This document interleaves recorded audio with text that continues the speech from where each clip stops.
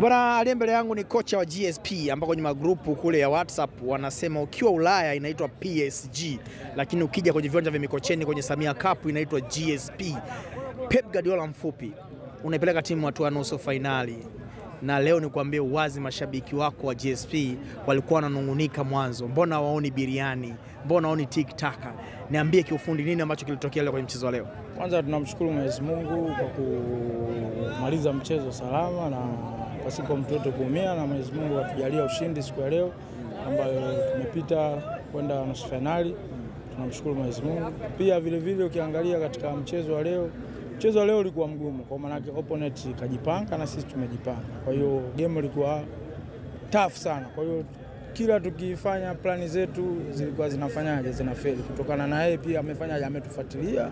Kwa hiyo mimi nampongeza, kaja vizuri, katuheshimu. Basi tumepata matokeo, tunamshukuru Mwenyezi Mungu.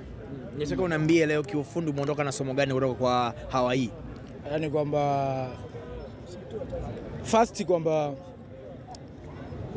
hatupasi kwanza kumdharau mpinzani.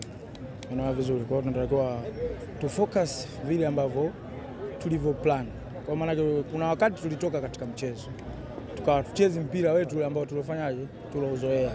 Sisi tumeelewana. Kwa hiyo lakini kwamba baadaye tukaja tukakaa vizuri, tumeweza kutengeneza nafasi na tumeweza kupata ushindi. Lakini game ilikuwa ngumu sana tena sana. So haikuwa rahisi kiukweli. Kwenye timu yako kumeongezeka usajili mpya, Alikiba, mshambuliaji aliyepata kuchezea Crown Media, lakini kwenye mitandao ya kijamii na kwenye peji yenu tumeona akiwa sehemu ya kikosi, lakini leo kaja kavaa nguo za nyumbani na hajaingia, ingawa alikuwa sehemu ya kufurahia na kushangilia kumpokea Alikiba kwenye timu yako, lakini hujamtumia leo. Hem, tuambie maana yake nini?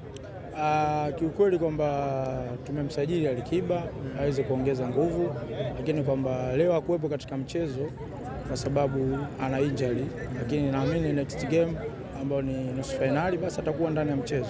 Hiyo ndio sababu ya yeye kutokuvaa jezi. Injury yake ni ndogo sana. Anaingia Alikiba kwa sababu kuna upungufu kidogo kwenye sehemu ya ushambuliaji, ama anaingia Alikiba kwa sababu mchezaji mzuri yupo free? Alikiba ni mchezaji mzuri na tunaongeza nguvu katika eneo la attacking. Kwa hiyo Alikiba mchezaji mzuri, naamini atatupa matokeo mazuri. Kwa maana tumeona uwezo wake, tumeona tumuongeze. Kwa hiyo ni mchezaji mzuri, atatusaidia kiukweli. Zungumza na mashabiki wa GSP, zungumza na uongozi wa GSP, zungumza na wadau wa GSP.